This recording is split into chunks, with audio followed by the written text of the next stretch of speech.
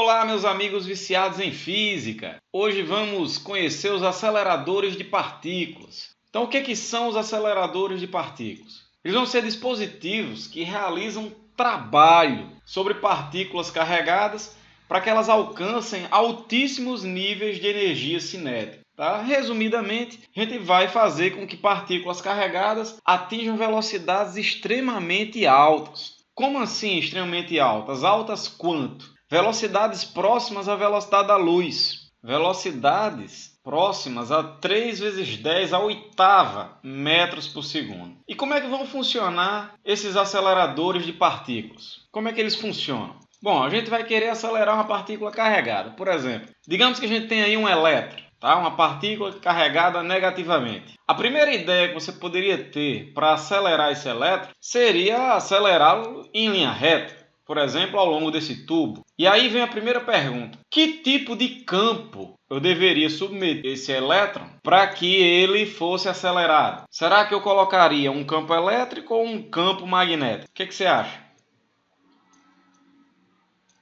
Então, pessoal, sempre que você quiser acelerar uma carga, fazer com que ela ganhe velocidade, você vai submeter essa carga a um campo elétrico, tá? Campos elétricos são capazes de dar aceleração linear às cargas.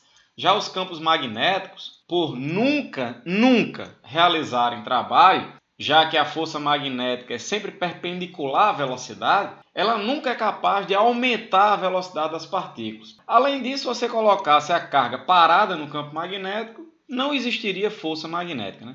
Então, para acelerar esse elétron, a gente vai querer usar um campo elétrico. Então, para fazer isso, eu vou colocar nas duas extremidades desse tubo duas placas carregadas com cargas de sinais opostos. Tá? De forma que exista nesse tubo um campo elétrico que vai apontar aqui para a esquerda e esse campo vai acelerar o elétron para a direita. Né? Você lembra que cargas negativas sofrem força no sentido oposto ao campo. Então, se o campo é para a esquerda e a carga é negativa, a força é para a direita. Né? Então, o elétron vai ser acelerado assim. Então, esse método de acelerar partículas é uma possibilidade. A gente pode acelerar assim. Só que a gente tem um problema. Precisaria aí de um comprimento de tubo em linha reta para acelerar o elétron dessa forma muito grande. E se a partícula for mais massiva do que o elétron, por exemplo, se for um próton, que tem uma massa cerca de 1.800 vezes maior, a gente precisaria de um comprimento em linha reta gigantesco, o que seria inviável.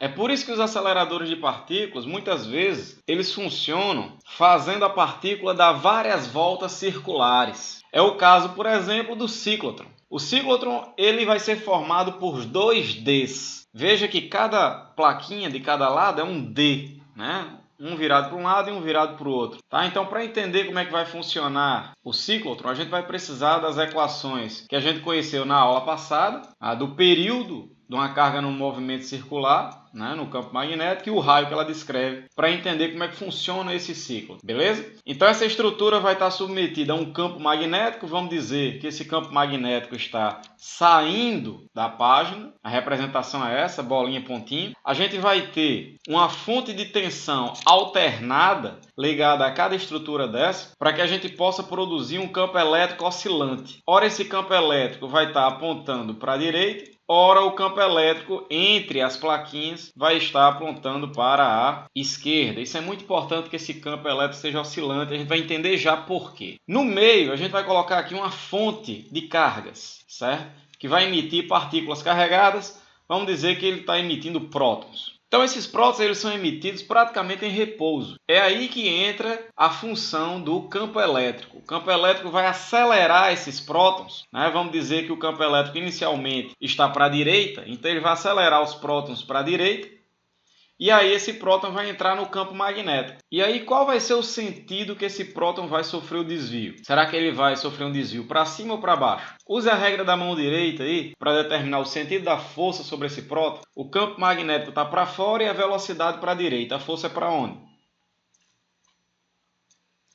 Então, ao usar a regra da mão direita, aí você vai colocar os 4 dedos para fora da tela, o polegar para a sua direita. Você vai ver que a palma da sua mão vai apontar para baixo. Então a força, assim que a partícula entrar no campo, vai ser para baixo, ela vai descrever essa trajetória circular aí, já que a força magnética vai atuar como força centrípeta, tá? Ela vai fazer com que a partícula realize um arco de circunferência, beleza? E aí a partícula volta à região entre os Ds do ciclotron, essa região central. E aí vai ser necessário que nesse momento o campo elétrico agora tenha sentido oposto, ele seja para a esquerda, para eu poder acelerar de novo o elétron. Se eu continuar com o campo elétrico para a direita, quando o elétron entrar nessa região aqui, agora o campo elétrico iria retardar a partícula. Eu não quero que isso aconteça. Eu quero que toda vez quando o elétron entrar nessa região central do ciclotron, o campo elétrico sempre dê um impulso sobre a partícula, ele sempre acelere a partícula. Então eu quero que o campo sempre esteja no mesmo sentido do movimento, já que a partícula é positiva, certo?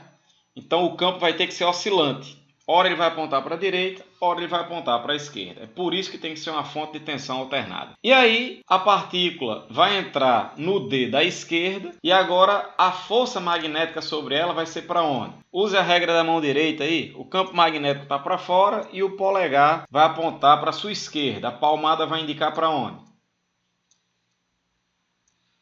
Então, ao usar a regra da mão direita aí, você vai encontrar que assim que a partícula entrar nesse segundo D, a força vai ser para cima, então ela vai ser desviada para cima. Ela vai descrever um arco de circunferência para cima, de forma que ela volte de novo à região central do D, e agora o campo elétrico eu quero que seja para a direita de novo. A fonte de tensão alternada vira de novo o campo elétrico para a direita, e aí o elétron é novamente acelerado. Perceba que à medida que o elétron vai passando nessa região central, ele vai ficando cada vez mais rápido e vai descrevendo um arco de circunferência cada vez maior, com um raio cada vez maior. Isso está de acordo com a equação do raio que você está vendo aí à sua direita. O raio da trajetória vai ser proporcional à velocidade. Então, à medida que a partícula for ganhando velocidade, o raio que ela vai descrever aí no movimento circular vai ser cada vez maior. Então, a partícula vai ganhando velocidade, vai descrevendo um arco cada vez maior, até que ela acaba saindo dessa estrutura aí. Quando ela sai, ela vai sair aí em linha reta, porque fora não vai ter nenhuma força atuando sobre a partícula, certo? Ela descreve um MRU. Ela vai sair com a velocidade que eu quero, porque para um raio específico eu tenho uma velocidade específica. Então essa é uma forma bem consistente de acelerar partículas, porque eu posso fazer com que ela atinja velocidades altíssimas, ocupando um espaço relativamente pequeno, diferentemente da situação anterior em que a gente acelerava a partícula em linha reta. A gente precisava de um comprimento altíssimo para isso, ok? Outra coisa importante com relação aos aceleradores de partículas aí, é que veja que isso aí só é possível a gente usar essa fonte de tensão alternada com esse campo oscilante, porque o período do movimento dessa partícula no movimento circular vai ser constante. Veja, o período vai depender de 2, π, m, Q, B, tudo isso é uma constante. Então o tempo para ele dar uma volta completa é sempre o mesmo. Então cada arco de circunferência desse sempre vai ocorrer no mesmo intervalo de tempo.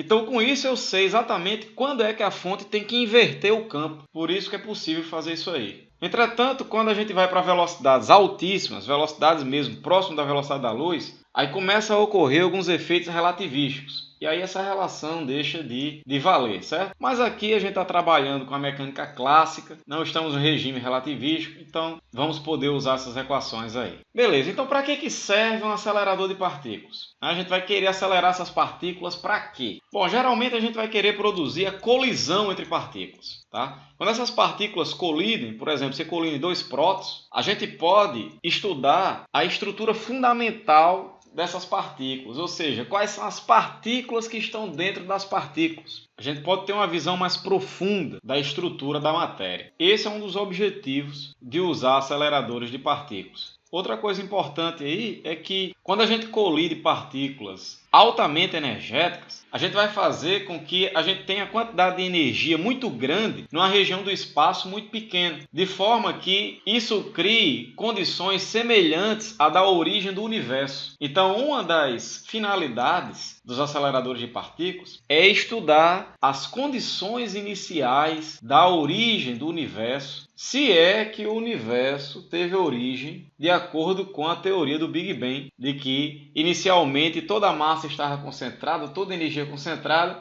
e isso explodiu, emitindo energia e partícula em todas as direções. Então isso serve também para criar condições semelhantes à da origem do universo e a gente poder entender melhor como é que isso aconteceu. E onde é que esses aceleradores são aplicados no nosso cotidiano? Bom, há aplicações na medicina com relação ao tratamento de câncer, né? Então, como é que isso é feito? Você vai ter no hospital aceleradores de partículas, tá? No estilo daquele ciclotron, que é para não ocupar muito espaço, e a gente vai acelerar partículas chamadas de deuterons. Os deuterons são partículas formadas por um próton e um nêutron. Você vai ter um próton e um nêutron juntos, isso é um deuteron. Ele vai ser acelerado na direção de uma placa de berílio e quando essa placa é colidida por esse deuteron, ela acaba emitindo nêutrons, que quando atinge as células cancerígenas, atingem o tumor, elas danificam o DNA desse tumor e produz a morte dessas células cancerígenas. Então é assim que o tratamento contra tumores, né, é feito em hospitais usando aceleradores de partículas. Ok? Bom, a gente não pode encerrar a aula antes de falar do maior acelerador de partículas que nós temos na atualidade, que é o chamado LHC, o Grande Colisor de Hadrons. Ele possui 27 km de circunferência, está a 175 metros abaixo do nível do solo e ocupa a fronteira de 2 países. É enorme, ele está aí na fronteira da França com a Suíça. Tá? Então, esse é o maior acelerador de partículas que nós temos hoje e que faz com que as partículas alcancem aí velocidades extremamente altas, certo? Velocidades de 99,9999, alguns noves aí, por cento da velocidade da luz, ou seja, praticamente a velocidade da luz. Né? Tá? Lembre que atingir a velocidade da luz é impossível. Tá? De acordo com a teoria da relatividade, nenhum corpo massivo pode atingir a velocidade da luz. Então, o que se faz a cada dia, quando a gente aumenta a velocidade das partículas, é apenas aumentar o número de noves aí, né? 99,999999 e mais 9% da velocidade da luz, mas nunca chega a 100%. Então, resumo da aula de hoje. Primeira coisa, toda vez quando você quiser variar o valor da velocidade de uma partícula, o campo que você vai escolher vai ser um campo elétrico, tá? O campo elétrico é capaz de aumentar ou diminuir a velocidade das partículas. Já o campo magnético ele é capaz apenas de defletir a trajetória, ou seja, alterar a direção e o sentido do vetor velocidade, mas ele nunca altera o seu módulo, ok? Por quê? Porque o campo magnético jamais realiza trabalho. Por que ele jamais realiza trabalho? Porque a força magnética é sempre perpendicular à velocidade, ok? Um corpo só aumenta ou diminui a velocidade quando a força atua na direção da velocidade, ou favorável à velocidade, ou contrário à velocidade, que é a situação em que a gente aumenta ou diminui a rapidez do corpo. Terceiro, os ciclotrons, que são esses aceleradores de partículas que eu apresentei para vocês, eles possuem uma fonte alternada que inverte o campo elétrico na mesma frequência do movimento circular das partículas, né? É por isso que é possível acelerar partículas desse jeito. Porque o período do movimento da partícula não depende da velocidade. Então o período é constante. Então a fonte alternada ela vai oscilar a tensão sempre numa frequência constante. Isso vai casar a alteração do sentido do campo elétrico sempre de forma a fazer com que a partícula sofra um impulso favorável ao movimento, ou seja, ela seja sempre acelerada. E quarto, o LHC é o maior acelerador de partículas do mundo e ocupa aí a fronteira de 2 países, a França com a Suíça, onde a cada dia a gente tem velocidades cada vez maiores e isso acaba gerando novas descobertas à medida que o tempo passa. Então, meus amigos viciados em física, se gostou da aula, dê aquele joinha, se inscreva no nosso canal e até a próxima. Valeu!